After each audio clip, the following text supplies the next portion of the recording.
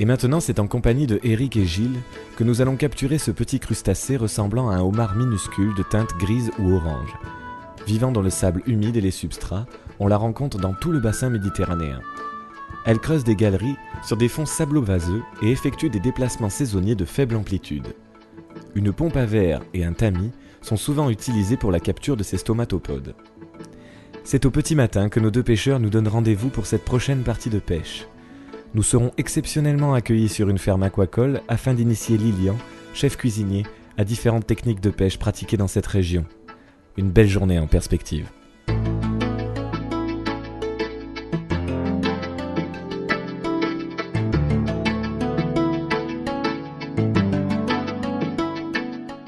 La technique de la pêche à la machotte, c'est un peu différent quand même.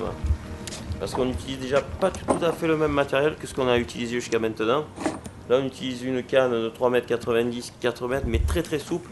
Tu vois, c'est un système, si tu veux, où on pêche frein serré, canne en travers pour que le poisson saute au fer. Alors, bon, on utilise des petits plombs de carpiste, on appelle ça des plombs arlosés. Voilà, donc on va les mettre en direct.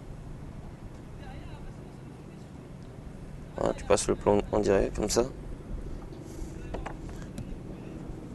Après, pour arrêter ce plomb, pour pas qu'il descende sur l'hameçon, on utilise ce qu'on appelle des stop flotteurs. Utilisés pour les bouchons, mais qu'on utilise aussi pour arrêter le plomb. Étant donné que le trou du plomb est plus gros que le stop flotte, on y passe une petite perle souple qui va venir bloquer.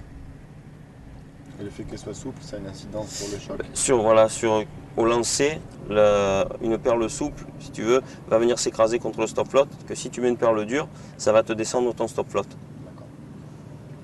Voilà.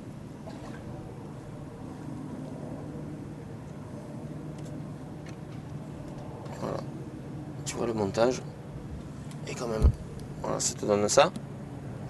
Puis après, en direct sur le fil, on monte l'hameçon. Bon, ce qu'il faut se dire, c'est qu'on ne met pas un hameçon en fonction du poisson que tu pêches, mais en fonction de l'appât que tu vas mettre. Voilà, on va regarder les machottes qu'on a. Voilà, on a des machottes un peu de cette taille-là. Voilà, avec ça, on monte un hameçon de 4. Ça sera très bien. Pour le montage de l'hameçon, regarde, c'est simple, tu fais une boucle comme ça. Tu mets ton fil en double, tu fais une boucle, tu passes ton hameçon au milieu de la boucle. Tu attrapes donc ton fil et tu le tournes autour de ton hameçon. Tout simplement.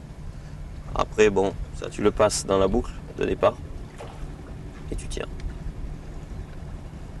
Voilà. Là, ton hameçon est monté. Voilà. Et après, tu coupes l'excédent. Voilà, donc maintenant, on va mettre la machotte sur l'hameçon. Donc tu la prends, tu la mets à l'envers, tu la retournes comme ça. Voilà. Et au niveau de la queue, là, juste à ras de la queue, tu as un passage. Donc tu passes ton hameçon entre la queue et l'abdomen. Bon, il y en a qui te disent qu'il faut la mettre à l'aiguille et tout, mais de la mettre comme ça, directement sur l'hameçon, ça évite de plus tu l'abîmes pas. Donc. Et tu suis le galbe de la machotte, tout simplement. Une fois que tu as passé, comme ça, tu suis son galbe. C'est arrondi, donc comme ton hameçon, tu suis l'arrondi de ton hameçon. Ah, c'est étudié pour. Et tu ressors la pointe de ton hameçon entre les pattes. Tu vois, comme ça. Et ça permet qu'elle continue à bouger. Voilà. Okay. Et le fait qu'elle soit vivante, c'est une donnée importante. C'est plus attractif, beaucoup plus attractif pour attirer le poisson. Voilà le montage donc final. Là, on est prêt à pêcher. Après, tu règles ton stop flotte en fonction de la longueur de ton bas de ligne. C'est-à-dire que là, on va mettre à peu près 80-90 cm. Voilà, donc le montage, ça va nous donner ça au lancer. Donc le plomb, lui, il va se poser au fond, comme ça. Et quand il y aura le départ, le fil va coulisser à travers le plomb, puisque tu vois que le plomb, il n'a aucune butée. Voilà. Tu vois, c'est un peu la même technique que le crabe décortiqué. On pêche en direct, il n'y a pas de coupure entre le corps de ligne et le bas de ligne, donc il n'y a pas d'émerillon. Voilà, donc, mais par contre, je ne te conseille pas d'utiliser cette méthode pour les gros appâts, style bibi, donc pour tout ce qui est gros appâts. C'est-à-dire que les bas de ligne, on essaye de pêcher beaucoup plus fin que le corps de ligne. Là, on est en 25 centièmes. Quand on pêche la dorade, on va essayer de pêcher, vu que les coins sont assez encombrés, il y a des moules, des huîtres au fond, des piquets et tout. On essaye donc de mettre du corps de ligne en 30 centièmes, voire 28-30 centièmes, et descendre par contre en bas de ligne. Parce que la dorade est un poisson quand même assez rusé. Donc on essaye de descendre en 22 ou 23 centièmes en bas de ligne, en fonction de la clarté de l'eau, en fonction de l'environnement dans lequel tu pêches, quoi. À vrai dire, le bas de ligne, on l'adapte en fonction de l'environnement dans lequel on pêche.